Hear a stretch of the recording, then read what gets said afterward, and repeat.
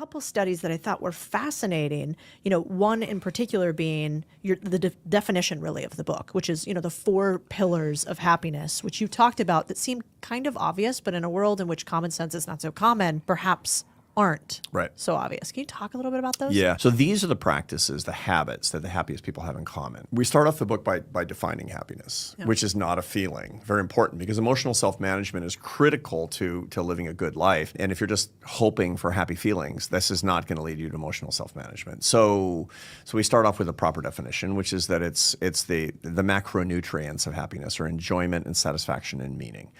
And we talk about, the difference between enjoyment and pleasure, about satisfaction, why it's hard to get and keep, why meaning tends to be so elusive. And then we say, okay, well, what are the practices that people have? What are the habits that people have in common who are getting a lot of those 3 macronutrients? In other words, they have a good balanced diet. Then we talk about the dishes in the happiness diet. And those dishes are faith, family, friends, and work.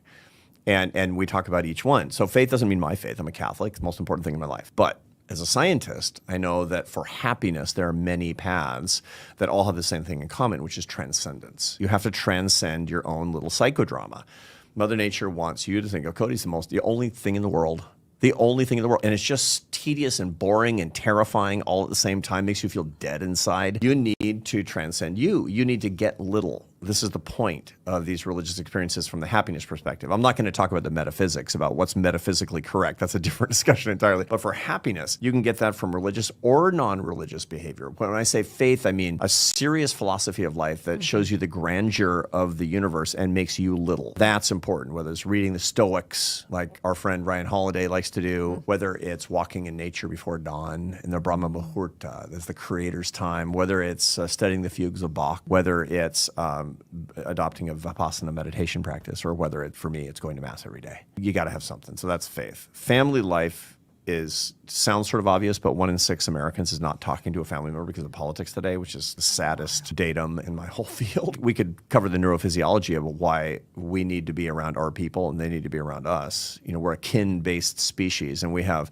neurophysiological ways to identify our kin and take pleasure in their company, but we know who they are, and it's important that we maintain those relationships. Friendships, I'm talking about real friends, not deal friends. A lot of people listening to this show, they want to be really successful. That is fantastic. I endorse that. I endorse the show. I endorse the philosophy. But be careful. You need useless people in your life. You need real friends who are useless, not just deal friends who are useful. All right. This first video, 4 pillars of happiness. 4 pillars of happiness. I'm going to go ahead and start with you first, Marcus.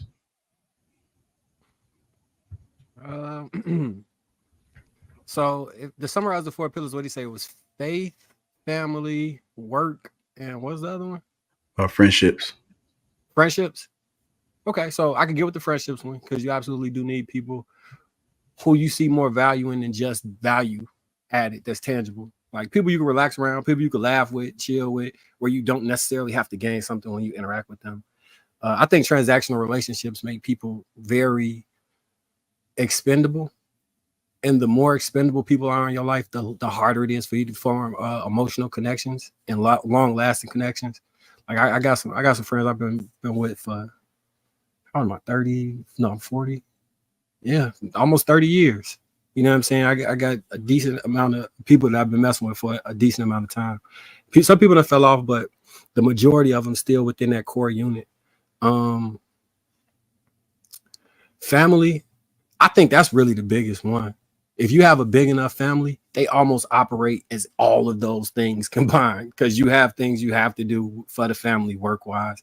You have things that you have to do to keep you spiritually grounded if you're going to be in a leadership position in your home. Just the energy exchange that occurs between you and your, I'm going to say significant other, because if you're a woman, it might be with the man as well. And your kids, it's fulfilling, to say the least.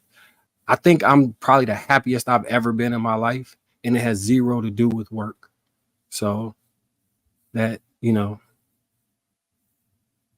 and I remember it was a point in life where I was so A-type driven to just, let me just go get it. Let me just go get it. Let me just go get it.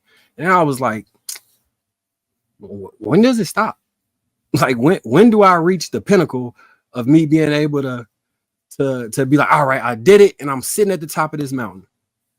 It's just another mountain to climb, and it's another day and another mountain to climb. Like, man, fuck that. I'm gonna be happy now. I'm gonna kick it with my family now. I'm gonna do, what I'm, trying to do what's necessary to make sure I fulfill any obligations I have. But I'm gonna live my life, bro. My father died of a heart attack too, Shan, when I was in 3rd grade. I always assumed I was gonna die before 20. Then when I made it to 20, I assumed I was, not because of a heart attack, but then when I made it to 20, I just knew I was gonna die before 31 of a heart attack. So ever since 33, I've been on borrowed time in my mind, honestly. So I enjoy every day. I'll be glad. Like, I just got finished. I don't know if y'all know what Bluey is. It's a little dog, a little blue dog, and Bingo and a little dog. They got dance parties on YouTube where you be with the kids, and then you gotta like dodge rocks and jump on lava pits, and you just be in there. We just was doing that. That's the type of stuff I'd be in the house doing. And I'd be having fun doing it, I ain't gonna lie. And it's better than when I used to be on the boats with the hoes and all that other shit. Like, I enjoy my family a lot more than all of that. So yeah. That's that. All right, I'm gonna go to Kenny P. 4 Pillars of Happiness.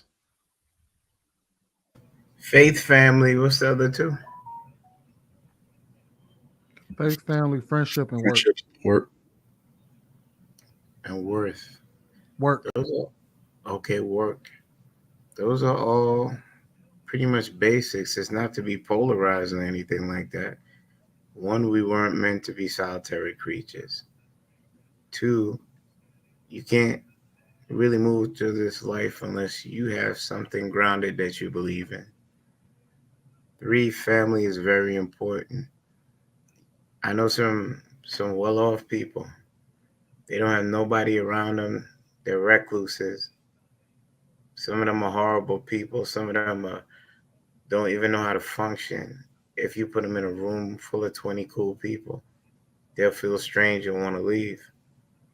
Basic tenets of life that we all didn't put a name on that bullet, but most people at us live by those things, and I'm in full agreement with what the man said. I don't know if he's a professor. What is he, a professor or something like that? No, he's a Harvard professor and best-selling author. Did he seem happy to you, Kenny? Who? Did the guy speaking, did he seem like a happy person to you? He seemed like he was comfortable with who he was. From my impression, he seemed grounded.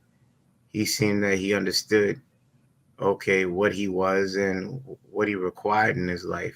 And I don't think you need, like, even though you say he's from Harvard, you don't need that type of accreditation to understand that stay away from negatives, keep positives around you. It's just basic tenets. Your mom done told you that.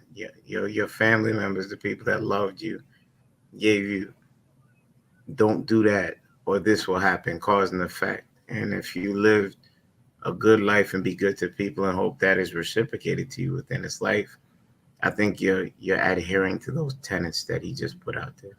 I'll leave it there.